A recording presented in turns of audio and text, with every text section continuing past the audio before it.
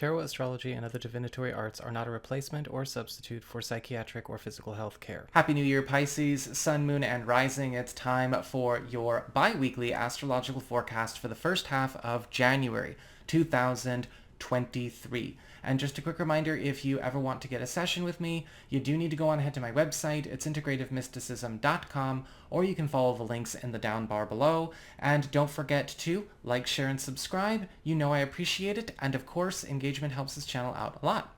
So what is going on when it comes to your first half of the month? Well, it's all about overdue shifts and overdue transitions.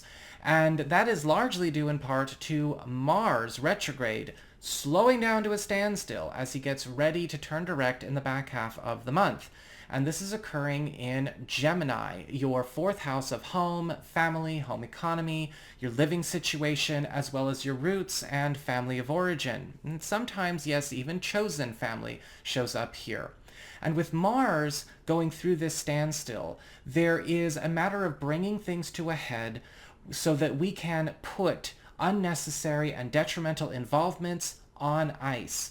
This can be a very good time for a lot of you, especially where it may feel as though a lot of projects, a lot of financial agreements, or maybe, yes, involvements with people are starting to harm or bring harm to you, or maybe something that you have going on with a home or family ambition, and getting them out of your space and getting it out of your world. Getting things that are not taking us to where we want to go, or things that need to go or be blown apart, finally blown apart, so that we can get on the right road in this area of our lives. However, this can sometimes bring up some frustrations as well, because things that we did not know were unnecessary or detrimental are also going to be going through this process. And it may not be revealed as to why they were unnecessary or detrimental until after Mars goes direct in the back half of the month. We have the Sun and Mercury retrograde together in Capricorn. This is your 11th house of friendships and social networking. The Sun bringing in a focus on attention, enhancement, support, and growth. And Mercury retrograde focusing on reversals, reviews, retrievals, and reevaluations. This is the area that governs your platonic support system, the guys, the gals, your fellows, as well as your loftiest personal goals and ambitions for this lifetime.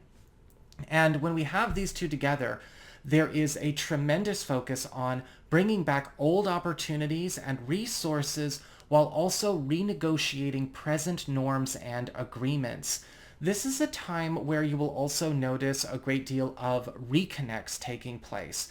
Reconnects with friends, reconnects with projects, reconnects with goals, and even reconnects with resources or income avenues that are going to be coming to you through your friends, through your groups, through your projects, and through your pursuits of these goals.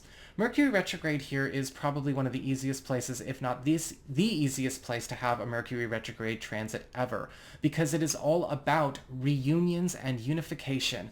The Sun, of course, helping this out, is also opening up new roads for some of your deepest goals to be realized if you are willing to maybe entertain them and have these aspirations manifest by other means. We have Venus entering Aquarius at the very beginning of the month, and Venus is going to be here for the vast majority of January. And Venus is going to be traversing your 12th house of your past, privacy, and hidden zone, right? Things going on behind the scenes, secrets. And with Venus, the planet of love, favor, popularity, pleasure, and affection in this part of your chart, you're going to be finding that a lot of fantasies that have gone unfulfilled, pleasures that have gone unmet, in maybe your social life, your love life, or with an artistic craft or maybe a financial aspiration are going to have a chance to be realized and reintroduced to you as well. Venus in the 12th house can also take us back to love languages from our past and maybe even give us a bit of a romantic surge of new life. A lot of you may also find that this is a time where romantic relationships are now spending more time behind closed doors, not necessarily spending a lot of time out and about. We're getting that quality time together, deciding to kind of cabin up a little bit, but also dig deep into, getting to understand each other at the core soul level. It's a beautiful, beautiful energy. Our lunation of this period is the full moon in Cancer, which is taking place in your 5th house of romance, as well as recreation, creativity, and your relationships with your kids, parenthood. And a full moon is all about culminations, transitions, and endings, graduations. And this is a time where a lot of stories in these areas of your life are closing up. We are closing a chapter, closing a book, and cracking open a new one. A lot of you may end up changing your status during this period. And this may also be a time where a lot of you are getting a chance to graduate an existing bond or connection into a more official status.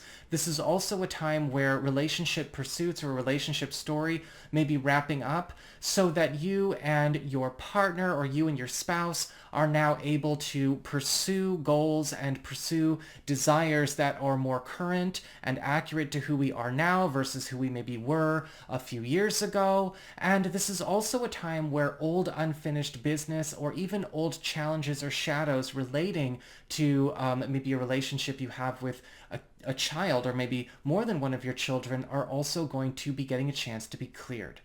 So that is what I've got for you all. I hope you enjoyed it. If you did, don't forget to like, share, and subscribe. I appreciate it.